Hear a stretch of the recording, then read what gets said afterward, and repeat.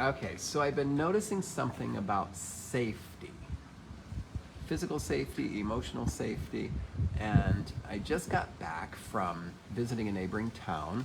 It's quite the harrowing ride for part of it. I've done if you do the adventure things here in Costa Rica, like the zip lining or canyon wall climbing and that sort of thing, those are good adrenaline creators, pushers, whatever, and nothing quite like the roads. And I'm not talking about the regular pothole things that we have been enjoying for a while. Those are, in spite of their carnival ride type quality and the fun that is, these switchback roads in the Central Valley are really quite something. The speed limit might be 40 or 60 kilometers per hour, but really each curve requires you to come almost to a stop to get around that corner. The roads are very, very narrow. And so that adds to the fun and adventure. But what I really noticed is the areas where there's a large drop off at the edge of the very narrow road, and there's no guardrail. And I think I saw one guardrail in my travels so far.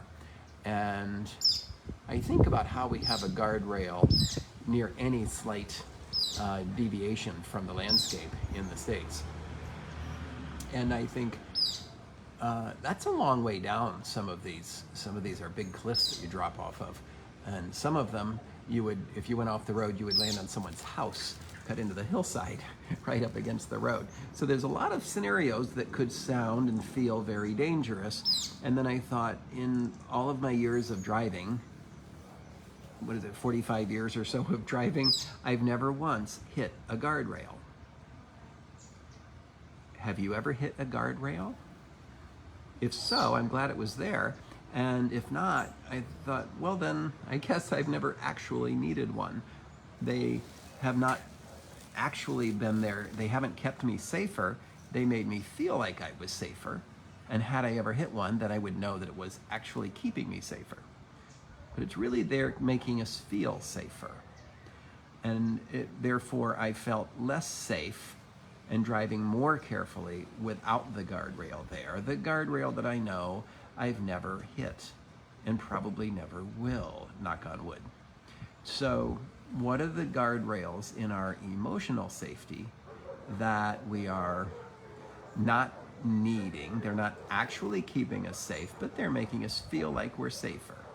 So do we tap the brakes, get scared when we get close to the edge and decide, no, I'm not going to call that person.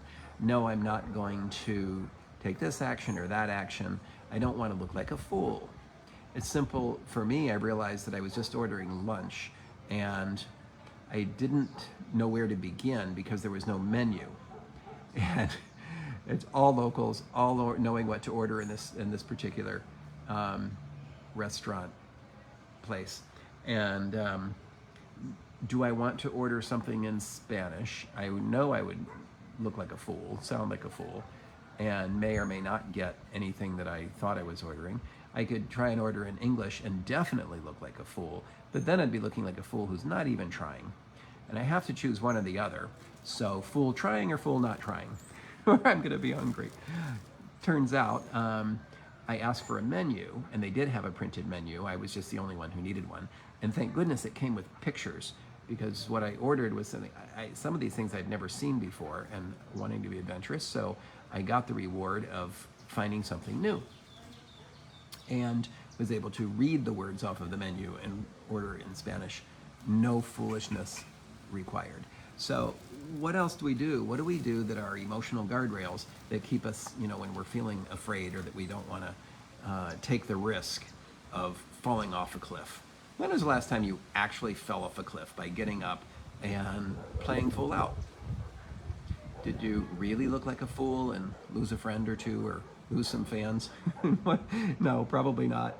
And so that's my thoughts, my meandering thoughts today, driving all these hairpin turns through this beautiful countryside. And next trip, Sal's just gonna have to come with me, and he likes to be the driver when we're traveling. And I love that, because then I get to be the passenger and actually take in the scenery, and hopefully not tell him to slow down and when to speed up, and all of that. That doesn't sound like me, really. All right, maybe I do.